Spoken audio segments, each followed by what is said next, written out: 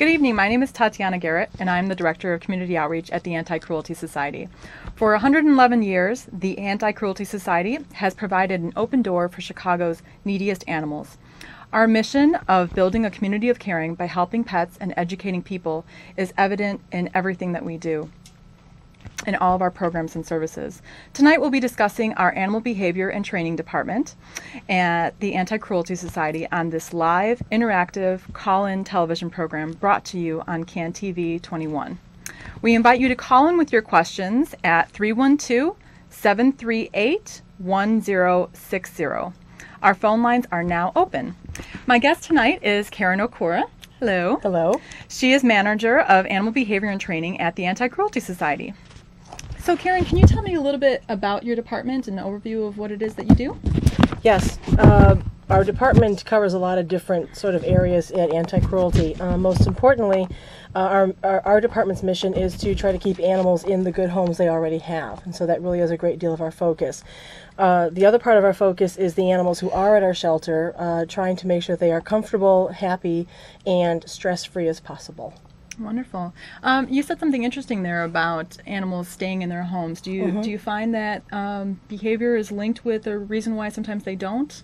We know studies have shown us that the number one reason an animal is surrendered, the reason it loses its home, whether it's to an animal shelter, an animal control facility, abandoned, or given to another home, is behavior problems. And what we've discovered is that a lot of these behavior problems are very easy to solve. Wonderful. So can you tell me a little bit about how the behavioral department works at the Anti-Cruelty Society? How is it that the animals are screened? We have the animals that are in our shelter. We have a screening process, a behavior screening process, and basically what we're looking for there is just trying to evoke some behaviors from the cats or the dogs to see how well they can be placed in a new home. We understand how important it is to make a good match, that if it's not a good match, the animal might end up back at the shelter, and so we want to do everything we can to make sure that it's going to the best possible home. So we're going to look at things like, do we think it would be suitable in a household with children? Would it be suitable in a household with other pets? Is this a couch potato kind of animal or someone who's going to require a great deal of exercise? Those are the things that we're looking for. Great. And can you tell us a little bit more in detail about what the behavior and screening report is? What are the elements of that? It's a short, and we have to, I should point out that it's just a little window into this animal's behavior. So we're not going to know for certain that all these things are going to be necessarily true.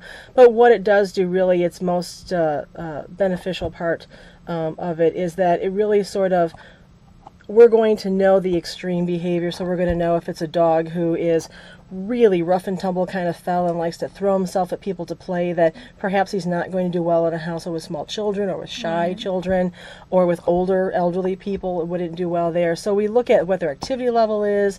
Do they have any behavior issues that our department needs to work with before the animal is made adoptable? Do we think it's going to do well? What type of household it's going to do well in? Do they have to do additional training once they adopt the animal? We're looking for that type of behavior. Wonderful, wonderful. So what do you test the animal specifically on during the screening? For cats, we're looking for their activity level. We're looking at their play style and play behavior. That's very important. If you have a cat whose play style is very physical, they like to use their claws to grab things, they like to kick, they like to bite. I know cats like that. You might have a cat like that. Maybe. We want to know that information to be able to place it properly. So we can tell somebody, this is how this cat likes to play, and they could say, well, that's not going to work for my lifestyle. We like to make sure that, to look at how they respond to stress. It's a very stressful living in the shelter, so how well are they doing there? Did they come and they were shy for a day, or were they shy for 2 weeks? So we look at things like that. We look at what their eating habits are, because that'll give us an idea of what their behavior is going to be, their adjustment into a new home. And with dogs, it's very extensive with dogs. We look at play style. We also look to see if there's any behavioral issues that need to be addressed. Is this a dog who has some resource guarding? Does he not like to give a rawhide back? So we like to look at those types of things. Does he have any prior training? Is he going to need training? Those are the things we're looking at. Great. Well, my name is Tatiana Garrett, and I'm the Director of Community Outreach at the Anti-Cruelty Society, and you are watching a live, interactive call-in television program brought to you on CAN TV 21. Karen Okura, Manager of Animal Behavior and Training at the Anti-Cruelty Society, is our guest this evening, and she is here to discuss our Animal Behavior and Training Department and some of the different programs that we offer at the Anti-Cruelty Society. We invite you to call in with your questions at 312-738-1060. Our phone lines are open. So, Karen, you had just mentioned a little bit earlier something about resource guarding. Tell us a little bit more about what that is. Resource guarding is sort of the behavioral term that means an animal, if it has a bowl of food, or it has a particular toy, or it has a rawhide, or some type of an item, that they will try to guard it and not let you take it away. And this is not an uncommon behavior. It's not anything that alarms us or scares us, but we do understand that this is an animal that we're going to have to work with to teach them it's to your benefit to let us have it. We don't go with the old-fashioned advice of never bother a dog while they're eating. I think that a lot of people end up getting injured because they believe never bother a dog while they're eating. Your dog and you should have a trust level where you could take food away and not be worried about it. And the reason that's important in the real world is you might never have to take your dog's food bowl away, but on the street you might have to take a chicken bone out of their mouth. You might have to take, icky things out of their mouth, and so they need to be able to understand that this is okay for you to do, they're comfortable with it, and it's all right. Right, something picked up off the sidewalk that might not be something you want them to have. Right. So how would you recommend someone work with an animal to make them more comfortable with you taking something like that? If you have a pet at home who's having some issues with this, and as long as you don't think that you're going to be injured doing it, and certainly if you're not sure about that, I would recommend people call the behavior hotline and speak to one of the behavior specialists. I'm one of the people they might speak with, and we can ask some questions and find out if this is something that they can work with at home on their own, or should they be working with a trainer. For some dogs who have possibly a dangerous issue with this, they might need to be working with a trainer. But for most dogs, and this is very common in adolescent dogs, so dogs from 6 months to about 2 years, you see them start to kind of push the envelope with this type of stuff.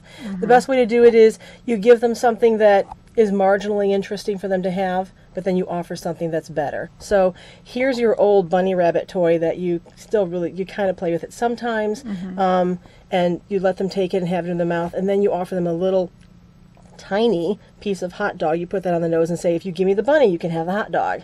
And so you just tell them eventually, if you drop that, you can have this, and you have dogs walking up and spitting things out in your lap to see if they can get something better. That really trading is up. Yes, trading up. It's Generally a safe, works. easy way to do it. Great. Well, and Karen, you heard her mention our free behavior hotline. So if you have any questions for the free behavior hotline, you can call the Anti-Cruelty Society at 312-644-8338, and you can get in touch with our behavior hotline that way. So can you tell us more specifically about what's involved with the screening of a cat? The difference is with cats, we do the behavior screen in their house, in their cage. We do take dogs to a separate area because we do a lot more work with them. We have to be able to put a food bowl down and be able to see if we can get near it, and that's really difficult in their cage. Dogs also tend to be a little more territorial of cages, and cats aren't territorial of theirs, so we try not to do it in the cage. We also have to do a lot of physical handling of the dog, which is difficult if they're in a cage. We can't get in there and do that physical handling. So with the cat, though, because they're so much more comfortable in their cage, we really don't like to take them to another area or room to do this. So everything is done in their cage, and it starts out with basic things like, can I touch the cat? Will he allow me to pet him? If he allows me to pet him, where can I pet the cat? Cats can be very particular. Some cats are like, anything above the shoulders is fine. There are other cats who are like, you can rub my belly, you can play with my toes, I don't mind. So we just try to gauge, what kind of handling will they allow us to do. We try different toys to see what their toy preferences. They like to chase balls, they like to catch, feathers in the air. That'll kind of give you an idea of, what kind of play behavior that they prefer. We'll also, as I said, we'll see what type of eating habits they've been exhibiting while they've been at the shelter. Can we brush them? Will they allow us to groom them a little bit? We're going to look at that. Will they allow us to physically handle them? So can we look at their teeth? Can we poke our fingers in their ears? Can we play with their toes? Can we pull their tail a little bit? These are all things that children do to cats. They put toys in ears and they pull tails. And we're not encouraging that, of course, but we don't do that either. No, but we want to see what, will the cat allow this type of handling? And if it's a cat who's like, don't touch me by my tail, or I don't like my ears touched, then we're going to make a consideration that possibly, for someone older, it would do better with that. Great. Well, again, my name is Tatiana Garrett, and I'm the Director of Community Outreach for the Anti-Cruelty Society. And you are watching a live, interactive call-in television program brought to you on CAN TV21. Karen Okura, Manager of Animal Behavior and Training at the Anti-Cruelty Society, is here with us this evening to discuss our animal behavior and training programs and department at the Anti-Cruelty Society. We invite you to call in with your questions at 312-738-1060. So let us know if you have any questions about your pets at home and any of their interesting behaviors. So tell us a little bit about what's involved with the screening of a dog, more specifically. With the screening with the dog, we take them into a room where they're not exposed to a lot of the noise of the shelter when we're doing a lot of the one-on-one stuff. So we want to see, it's going to be a lot of the same handling. Can we look at the teeth? Can we look at the ears? If we pull the tail, what happens? We do something called a safety hug, which is basically a veterinarian restraint hold. Will they allow that? And I don't recommend anyone does it with their pets. Dogs don't like to be grabbed around the neck, so I do want to say don't grab dogs around the neck. But we do it in a safe way so that the person who's handling the dog is not injured. Well, these are things we want to know, can we physically handle the dog and can he be comfortable with it? We test the dog to see if he has any prior training. Does he know sit? Does he know how to lie down? Does he know how to give paw? Does he do tricks? Things like that, because this is information that an adopter would like to know. Dogs who have some training under their belt are more desirable for adoption. So if we can find out that, this dog already knows how to sit and this dog knows how to lie down, that's going to make someone say, well, I like that dog better than that dog because I know that. We also, I talked about resources. We look to see if they have any issues with having food or rawhide or toys taken away. We test their activity level. So, is it kind of a dog who when you get kind of silly with them, does it scare them? Or does it just, make them burst out of their skin and go, yay, I love this kind of play. We look for things like that to see, because we don't want to give a very, very active dog to someone who doesn't want a very, very active dog, or vice versa. We also test to see what their response is to other dogs. So, of course, we do that in a very safe way, that both dogs are, of course, leashed. But we just want to see what their basic response is going to be. Is it a dog who doesn't like other dogs, may require some further training, or is this a dog who says, I love dogs? And then we know that this would be a dog that we could place in a home with another dog. Frequently people come to Anti-Cruelty looking for companion dogs for their dogs. Yes. So they're adopting for their pets. And so that helps them to choose which one might be a good choice versus one who wouldn't be a good choice. And so if you're interested in that matchmaking, you would have to bring your dog with, correct? Yes. Yes, and we do call it matchmaking. So, the behavior staff will take a look at the dogs. We have 5 people in our behavior staff, and all of us are available to look at the match to see if it's going to be a good match. We do urge people to follow our advice, because sometimes we see things that we're not comfortable with, but the owner says, oh, it's fine, once I get the dog home it'll be fine, and we're a little bit concerned that maybe it won't be. But mostly people are pretty good about choosing the right dog for their dog. Plus, I would think, too, at times it's important to think that when you bring your dog to the Anti-Cruelty Society to meet the other dog, it's kind of neutral territory, but when you bring the animals home, it's on that other animal's territory, and what an owner might see as not a big deal there can actually escalate once they get home. Correct? Right, and could possibly jeopardize the dog keeping them home. And so we want to make sure, that everything looks good at the shelter. And certainly there have been times people brought a dog home and said, boy, my dog really liked the anti-cruelty dog when we were there, but now that we're home, I'm having some issues. But those are usually, we can work through them because we know that the dogs already did have a nice interaction. And I know it's just another dog saying, I don't know if I like him living here. We can work through that. Great. Well, if you have any more questions on the Anti-Cruelty Society, you can give us a call at 312-644-8338. And you can learn all about our different types of behavior and training classes. We also have a free behavior hotline as well. You can also go to our website at www.anticruelty.org. And again, my name is Tatiana Garrett, and I'm the Director of Community Outreach for the Anti-Cruelty Society. And you're watching a live interactive call-in program this evening. And our guest tonight is Karen Okura, our Manager of Behavior and Training at the Anti-Cruelty Society. So Karen, tell us, how do people benefit from adopting a dog that's had a behavioral screening report? Well, I think the first thing that I want to mention is you should, if you want additional information about the adoptability of a particular dog or cat, or if it's going to be suitable for your home, it's important that you look at the kennel card. The kennel card is a white card that has all the dog or the cat sort of statistical information. Is it a male or a female? How old is it? What's its breed? Has it been spayed or neutered yet? But if our behavior department has done a behavior screen on the dog or the cat, they'll have a sticker on it, or rather a stamp on it, a red stamp that says BSR, which stands for Behavior Screen Report. And then you can ask a staff member to pull that report for you, and then you can discuss it with the staff member and find out, wow, that interests me, or no, that doesn't interest me, and sort of take it from there. The importance of our behavior screens is making sure that we're making the best possible match that we can. So we're not going to get all the information about the animal that we can looking at it for a short period of time, but we do get it quite a bit of information so that we can make a better match. Before we were doing behavior screens, I don't know how we did adoptions. I have no idea. It was really just sort of throw the dice and hope it works. But the behavior screens really have been helpful in making sure that animals are being placed well. Great. Well, it really seems like those screenings will definitely help the animals to find their best forever home match. Yes. So, what is the behavior hotline? Tell me a little bit about that. Okay. Oh, actually, it looks like we have a caller online right now. So, caller, you're live on the air. Go ahead. What's your question? Hi, my name is Nicole, and I have two cats that are about 8 years old. They're brothers, and they're very sweet and playful. My boyfriend has a black lab that's about 5 years old, and we're looking towards the future, and we're thinking, eventually these animals might need to be in the same house. Is that possible? Will we need to get rid of some of them? How is it best to start socializing them? Gotcha. That's a very common question, and because people have their own pets, and then they meet somebody and has pets, and all of a sudden you've got a large family of animals, and how's the best way to do it?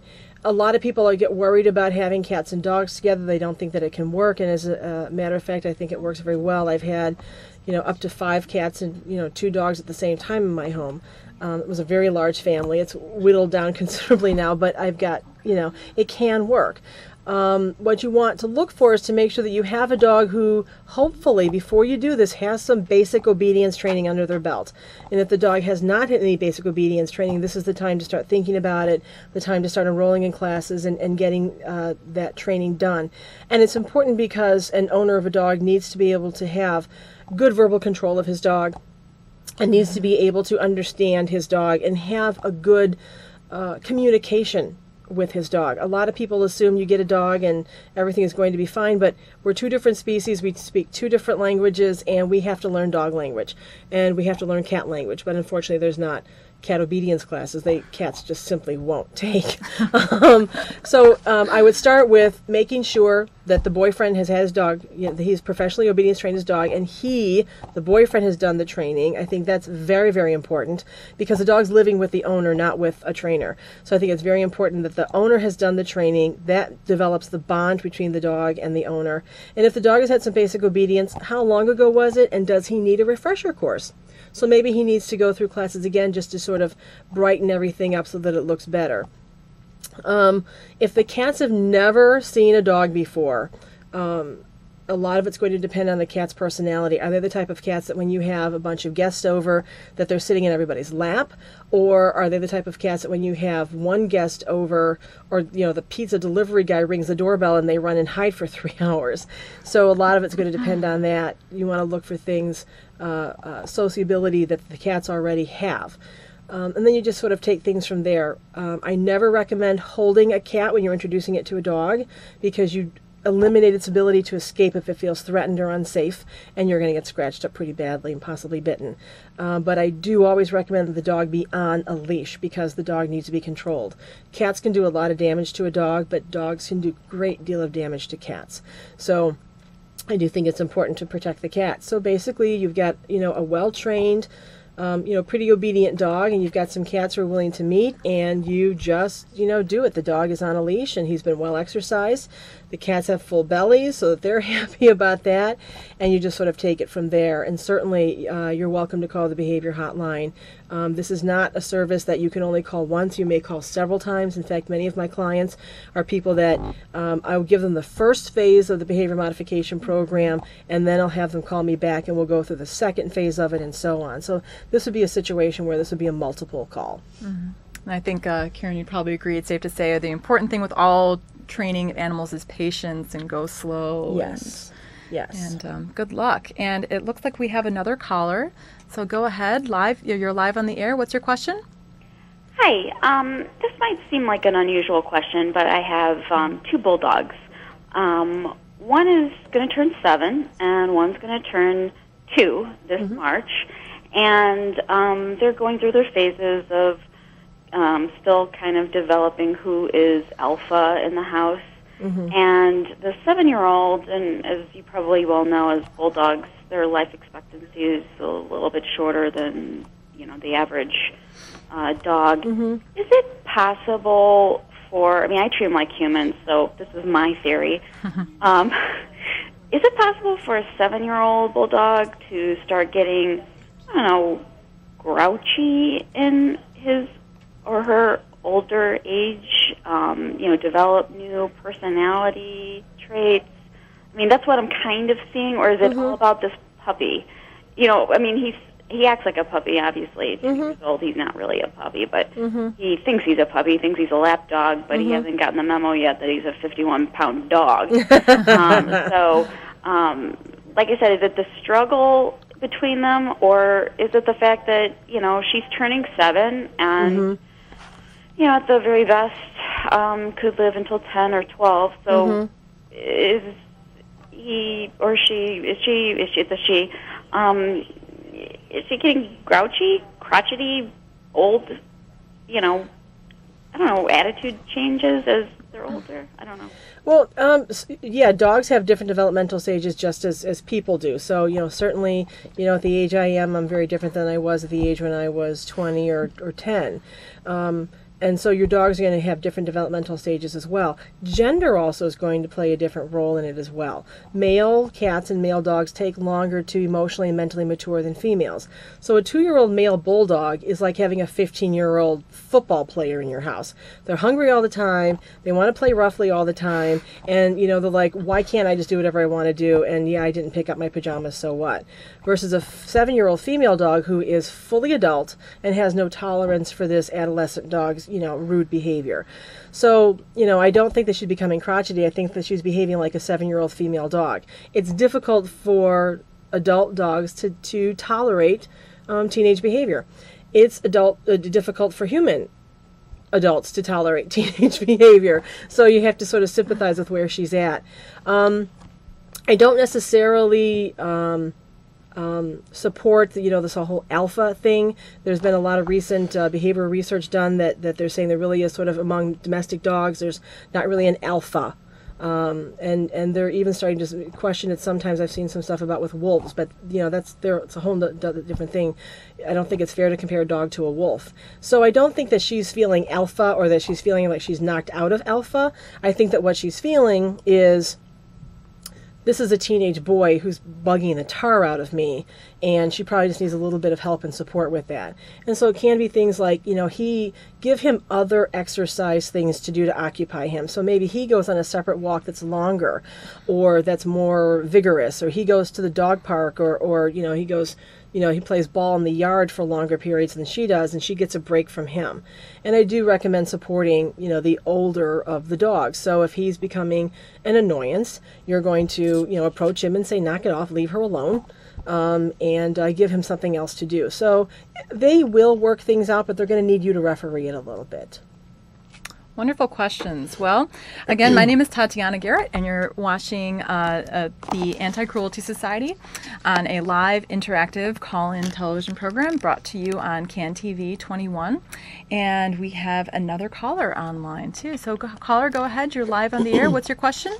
Hi, my name is Amy. Hi. I have a almost 3-year-old Yorkie, and he's been my baby for so long, and plus I have an older daughter. And all of a sudden I've noticed that he's becoming very barky-like. He's very territorial all of a sudden. When someone knocks on the door, he's barking obsessively, and now I'm pregnant, and I'm having a baby, and I noticed with him, when he hears other babies crying, he barks. And I was trying to figure out what's the best way, one, to handle the barking, and two, to kind of introduce the new baby to him, because I'm not really scared. He doesn't bite or anything like that. He's very lovable, but I'm just a little worried. Sure. Great question. Sure. That's a very good question. And it's something that we get on the hotline very frequently. I'm having a baby, and how do I introduce my dog to the baby? It can be a little bit tricky, especially when your dog has sort of been your baby for such a long time, and now there's going to be a human baby in the household. So a lot of it has to do with sort of how you handle it and how you take care of things. Your dog hitting 3, again, developmentally, he's a different dog. He wears long pants now. He doesn't wear the short pants anymore. So he's a full-grown male, and so his behavior is going to change. We do find that dogs tend to become a little bit more protective, if you will, of their owners when the owner is pregnant. Women, when they're pregnant, their hormones change, and dogs understand that. And so they'll start to behave a little bit differently. They might bark at somebody who's coming near the owner. But to have a terrier breed dog who's starting to bark, alarm bark, because he hears people outside or people walking by or somebody in the hallway or things like that is pretty normal. And really the best way to handle it is to sort of change his emotional state, if you will. So in particular, to do this when he's barking at the sound of a baby. So if you hear a baby crying or making noises, and you can buy DVDs that actually have these baby noises on them, so you could do this anytime you wanted to. If your dog hears a baby crying, then you do something really, really fun with your dog. Come over and go, "Hey, buddy, how you doing? Come here, come here, come here." And you do something that he really enjoys. If he likes being picked up and kissed, then you pick up and you kiss him. If he likes getting a really special treat, then you give him a little tiny bit of the treat. And basically what he's being rewarded for is, I heard a baby cry, I went to my owner, I wasn't barking, and something wonderful happened. And so the baby crying becomes actually a cue for good stuff. So your dog starts saying, "Baby's crying, the baby's crying," and he'll run and find you and say, "The baby's crying, what do you got for me?" And again, it can be a kiss on the forehead, it can be a little bit of a treat, you can throw a ball for him, anything that he finds rewarding, that he's willing to work for and says, "That's good, I like it." You just sort of change his association. I hear a baby cry, something wonderful for me happens, and that can help. I also recommend, if it's possible, bringing something home with the baby scent on it. So if you have a receiving blanket or something from the hospital that somebody can bring home and leave for the dog so that he can smell the baby scent, that could be something helpful as well. But for more detailed information, I certainly do recommend that you call the behavior hotline so that I can talk to you more in detail. But children and babies and dogs can live together. You've just got to be careful. I will say, this has been part of my advice for years, I don't care how well trained your dog is, I don't care how much you love your dog, you should never leave any dog alone with an infant. It's very important that you don't do that. I was talking about this the other day, and I said, I'm convinced that Lassie pushed Timmy down the well. So it really isn't a safe thing to leave any dog alone with an infant. When they start to become older and they're used to the child and you're pretty, convinced that it's going to be a safe situation, it's different. But in the beginning, you should be getting some advice from a behavior counselor. And again, the number for the Anti-Cruelty Society and to reach our free behavior hotline is 312-644-8338, or you can also find more information on the free behavior hotline and all of our other programs at www.anticruelty.org. And I am Tatiana Garrett. I'm the Director of Community Outreach at the Anti-Cruelty Society. And you're watching a live interactive call-in television program brought to you on CAN TV21. Our phone lines are open. And we are here this evening with Karen Okura, Manager of Animal Behavior and Training at the Anti-Cruelty Society. And we are discussing all of our behavior and training programs and general questions that anyone may have about their animals at home. So when I call the the free behavior hotline, who's answering my call? It could be any number of us. Mostly it's going to be either myself or my colleague Melissa Klett. We do answer most of the calls, but Charmaine Anthony might answer some of your calls in particular because she is one of our senior instructors and also does the School of Dog Training registration. So frequently somebody will call and say, I want to get my dog in class because he's chewing at my sofa. And so she'll end up talking to them about the behavior problem that they're experiencing with their dog. They might also talk to Avi Brown or to Amanda Kowalski. So there's one of 5 people, but probably they're going to get myself or Melissa Klett. Wonderful, wonderful. Is someone always available, or how are the logistics of how the hotline works? We can't be there all the time. And because we really are, either on the phone or away from our desk assisting animals in the shelter, the hotline, people call in and leave a message on a voicemail. So they can leave it on my voicemail or Melissa's or whoever, and leave information about when is the best time to reach them and the best phone number to reach them, and we will call them back. We do answer every single call. No call goes unanswered. If we get a voicemail, we'll leave a voicemail and say, call us again. But you won't get anyone directly. You will have to call and leave a message on the behavior hotline. And then we just call you back and get all the information we need. You're also welcome to leave a question on our helpline on our website. Great. So you're welcome to do it that way. There is a great deal of information that we need before we can sort of get into solving the problem. So if you leave an email, we might send you an email back asking a lot of questions before we can really answer you. Wonderful. Best way to get all the information. And again, if you would like the information for the number for the free behavior hotline, you can either go to our website at Anti-Cruelty, that's ANTICRUELTY, all is one word, .org, or you can give us a call at 312-644-8338. And again, that is the contact line for the Anti-Cruelty Society, where you can also reach our free behavior hotline. So, what if I still had issues with my dog's behavior after I called the hotline? What are some other options? Well, the purpose of the behavior hotline, whether it's through the phone or whether it's through email, really is going to be troubleshooting. We're going to answer the questions as best we can with as much information as we can get from you, but there certainly are situations where we might say, we think that you need to, seek the services of a private dog trainer or a private behavior specialist, and we do have resources for that. We'll have referrals for that. And it's something that's outside of anti-cruelty, so, once you contact them, you're contacting their business and not ours anymore. But basically, I explain to people, you have to do the work. Just calling doesn't make the problem go away. We very frequently can give the information you need over the phone, but in particular with dogs, a lot of times it's going to be you need to do some additional training with your dog, and then that's when we recommend our School of Dog Training. Okay, wonderful. And what are some of the more common behavior issues that you've received calls for at the free behavior hotline? The number one call for cats is litter box lapses. That is the number one call, to the point where I'm convinced that if your cat does use a litter box, he's behaving abnormally. So it is a very common problem, and there's a lot of reasons why a cat wouldn't use a litter box. What I want to say is your cat is not using a litter box because he's punishing you. That's not the reason why he peed on the pillow. Cats don't have a sense of morals. Neither do dogs, and so therefore they can't have a sense of right and wrong, and so therefore they can't punish us by engaging in inappropriate behavior. If your pet is engaging in inappropriate behavior, it's an indication that they are under some type of stress, and they're trying to indicate that to you as best as their little kitty brain or the little doggy brain can do.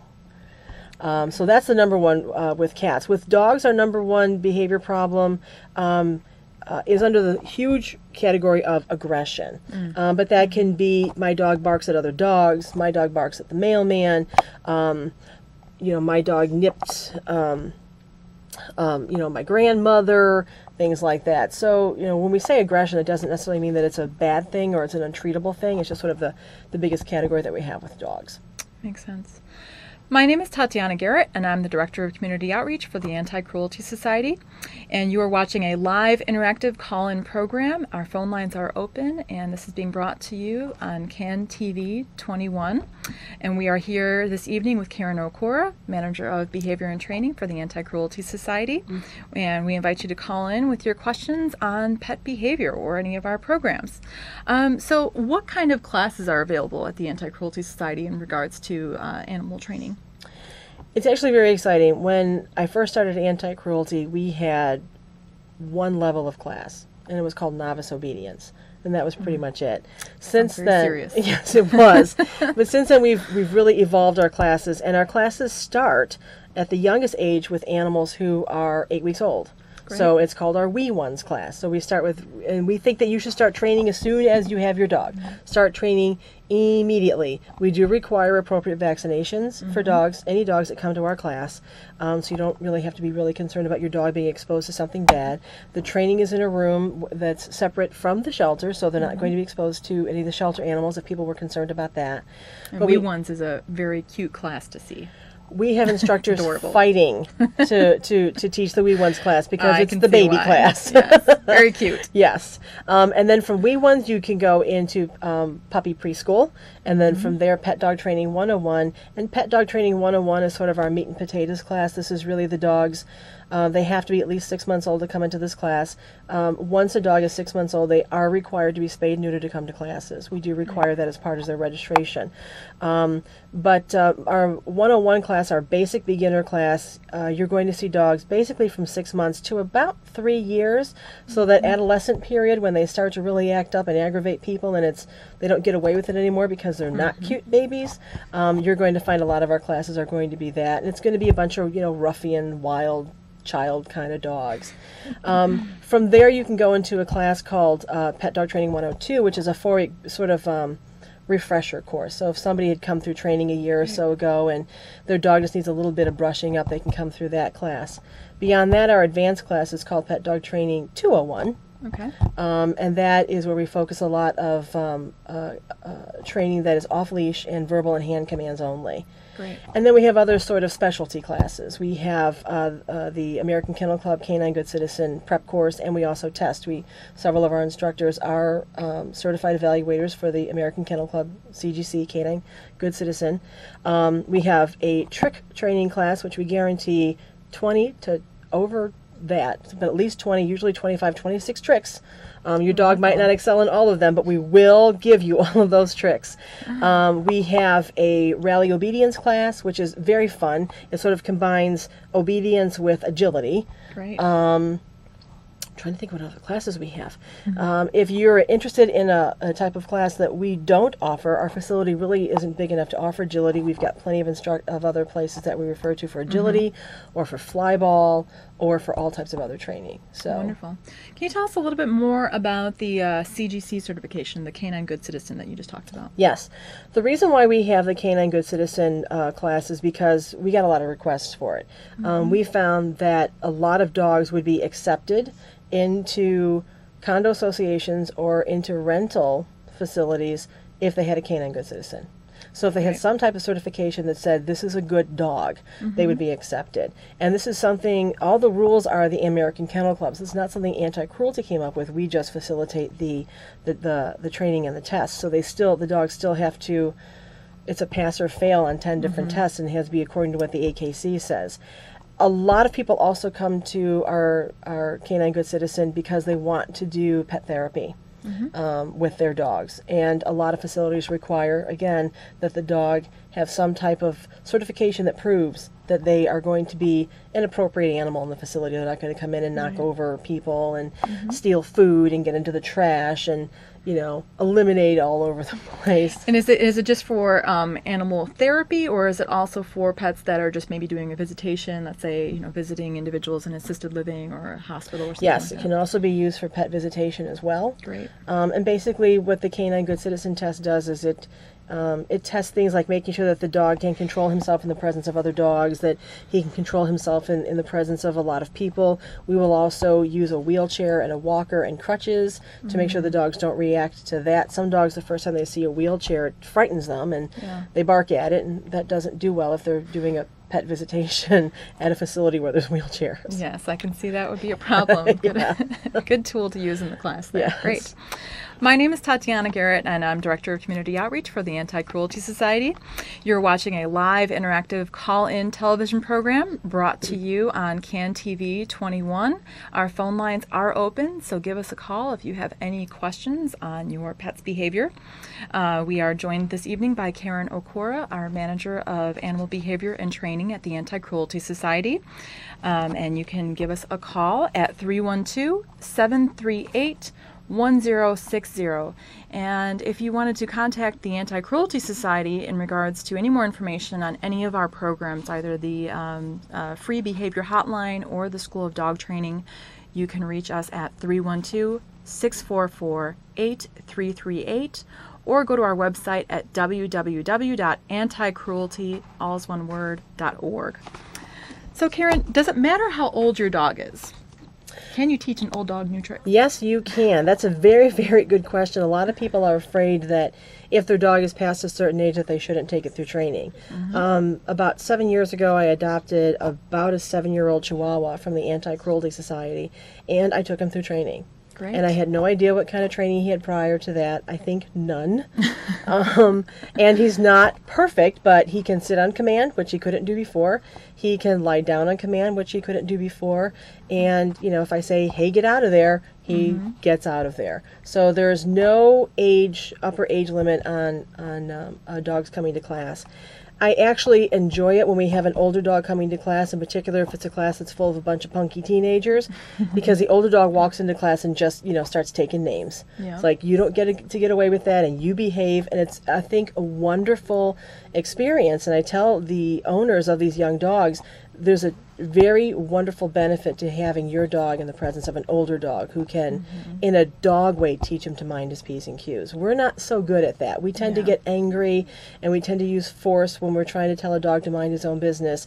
Dogs, older dogs are very, very good at very subtly telling this dog, knock it off.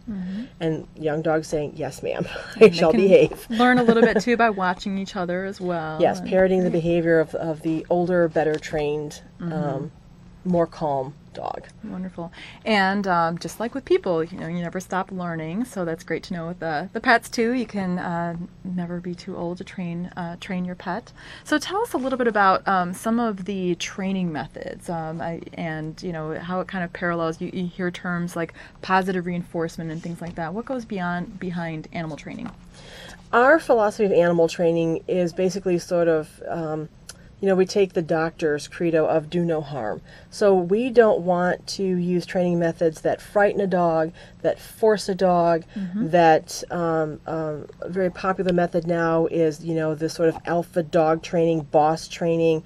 We find it to be very forceful, and we want the dog to enjoy the training. We want it to be a partnership. Right. It's not an equal partnership. You have to be the leader of your dog. But there are ways of doing it that makes the dog want to comply rather than the dog afraid not to comply. So when we say positive training or positive reinforcement training, what we're saying is we're teaching the dog, we're teaching the owner. The dog has to train the owner has to train the dog. What we want the dog to learn is if you're compliant, wonderful things will happen. If you're not compliant, those wonderful things will not happen. So if you will sit before we go outside, you can go and play in the yard. If you can't sit, I'm going to go back in the living room, and you can wait 5 minutes and we'll try it again. That's sort of the foundation of what our training is. And I like to use an example with new students, and I this is not my example. I'd heard it somewhere before, and I don't know who to attribute it to. But, it basically said, if you're someone or someone who likes to speed, likes to drive over the speed limit, and let's say you keep getting caught, and you keep getting a ticket. It's like, got a $100 ticket. Right. Then you start doing things like looking around to see, well, is there a policeman out here? Do they have a radar gun out here? Can I get away with it? And oh boy, I didn't see him behind that tree and I got caught. Or I got away with it, I did speed, and so there's a benefit to you. You got to speed, And you're like, well, I'll take the punishment because I still get to speed. Versus, you have the same police on the same stretch of road, and anyone who's speeding, they just let them go. Anyone who's doing the speed limit, they stop and give them a check for $50. Every time they find somebody doing the speed limit, they give them a check for $50. Then people start going, well, why didn't I get $50? Well, you were speeding. You were disobeying the law, so you didn't get anything. So all of a sudden people start saying, well, I want $50. I'm going to drive the speed limit. So dogs the dogs think the same way. Dogs are willing to accept punishment if they can still get to do what they want to do. Right. Versus, you don't get to do what you want to do unless you do something for me first because I control it. So I know you want to go play in the yard, but you have to sit first. And you have a dog who's like, I'm sitting, look at how good I am, and then they're rewarded. Or a dog who says, I know if I release this toy, you'll give me a piece of hot dog. Right. Or if I stop barking, I know that you'll throw the toy. Great. And that was a great example about the ticketing aspect, because as that shows, when you do something as a punishment, you're really teaching more about learning to avoid punishment than you are teaching Compliance. the positive behavior that you are actually seeking. So that's a really great analogy there. And when you it use doesn't work for really driving, well, we could find that stretch of road, or that vast bank account to award everyone for driving the speed limit every time. And well, the nice thing too about teaching a dog compliance rather than avoiding punishment is you have a dog who is looking for ways to please you. Right.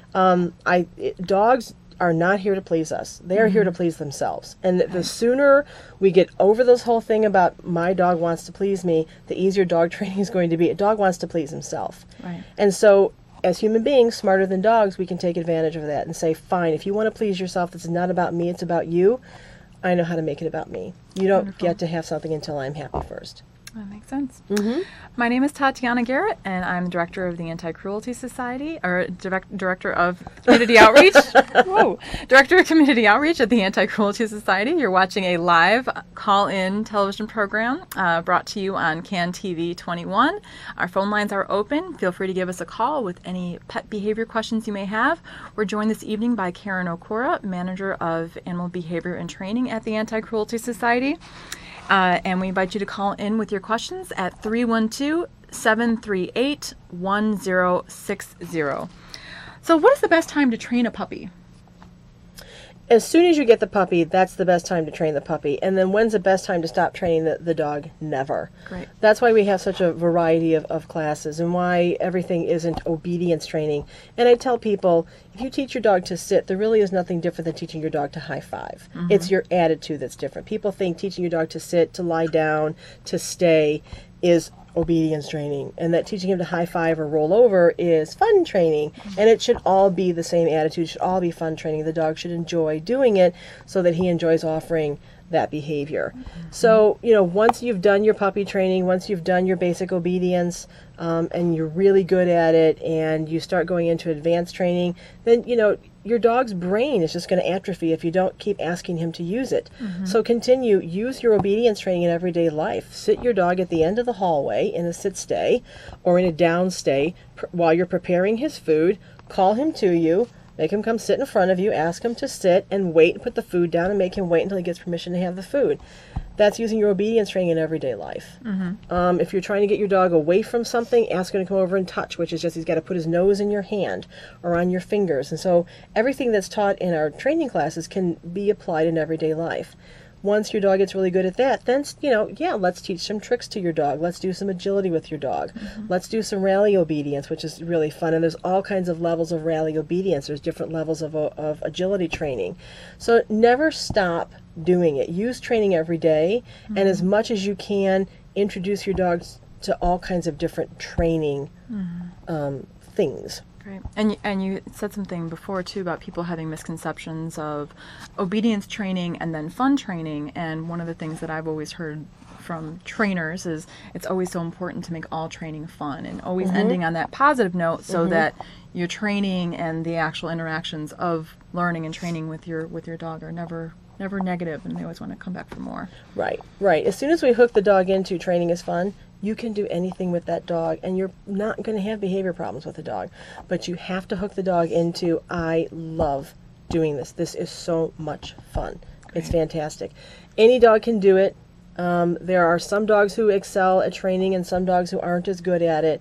My Chihuahua does the very best he can, but he is not a breed that was, bred to have a good brain. He was bred to have a big heart, versus my, Corgi Border Collie, who was bred to be a working breed. And so, his dinner every night is a series of 20 or 30 behaviors he has to do before he has dinner, whereas Chihuahua just has to sit and then he can have his dinner. He's also an old man now, and so I don't, push him as far, but he still works. He's an old dog, and I still ask him to work because he needs it. And dogs like the structure. They like the consistency. And dogs like to know where they stand. They don't like to make decisions. Like, you tell me what to do, how to do it, and where to do it, and I'm much more comfortable. Great. And you mentioned something about them needing it, and that's another part of training, too, is the behavioral enrichment. Can you talk a little bit about that, of how training is also important for, just keeping them healthy and stimulated? I know we focus a lot on dog training too. You can train cats. There's people who have. Yes. I'm not saying my cat is well trained, but he does some stuff.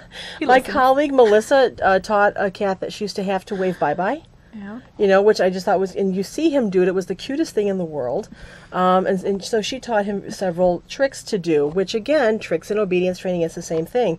I have another friend who's a dog trainer, and when she was in between dogs, she taught her cat to come on to its name, to sit, to lie down, to spin. I mean, all these things that people say, no, you teach that to dogs, not to cats. Cats can learn it too. Neptune knows backflips. There you go. And I trained him with the same principles, using a target training, just the same way that dolphins are trained and everything. So. Yes, and a lot of the training that we use at Anti-Cruelty, and a lot of this philosophy of training that we've embraced, is based on dolphin training. And I think one of the smartest things I ever heard a trainer say to me when I was at a lecture many, many years ago is the reason why we use positive training with dolphins and with orcas is you can't put a prong collar or a shock collar on an orca and make them do something. So they had to,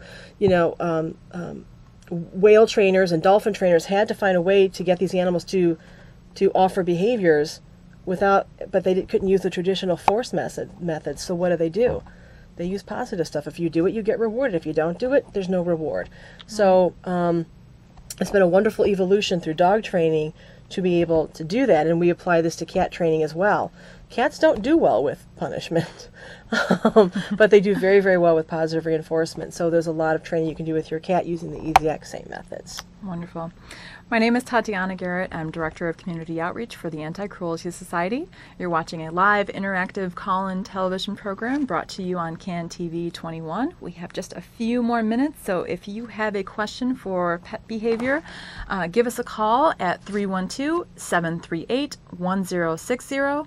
We're joined this evening by Karen Okura, who is our Manager of Animal Behavior and Training at the Anti-Cruelty Society.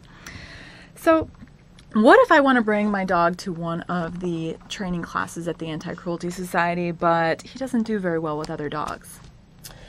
He doesn't do well with other dogs could mean a lot of things. It could be that he's uncomfortable and shakes and is nervous, or it could mean that he barks at other dogs and we can help him to kind of get over it, or it could mean he is a possible danger to another dog. He might hurt another dog.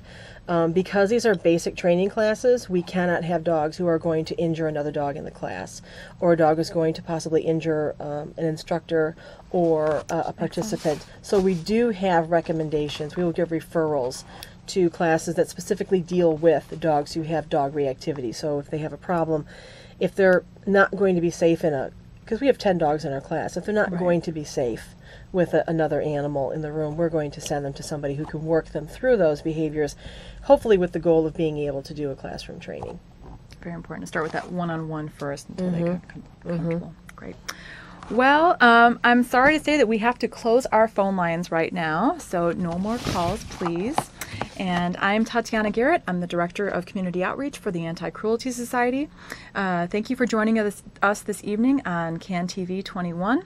To learn more about the Anti-Cruelty Society, our free behavior hotline, where you can get in touch with Karen, or to learn just about our other classes and training programs, you can give us a call at 312-644-8338, or you can visit us online anytime at www.anticruelty.org, and that's anti-cruelty all as one word.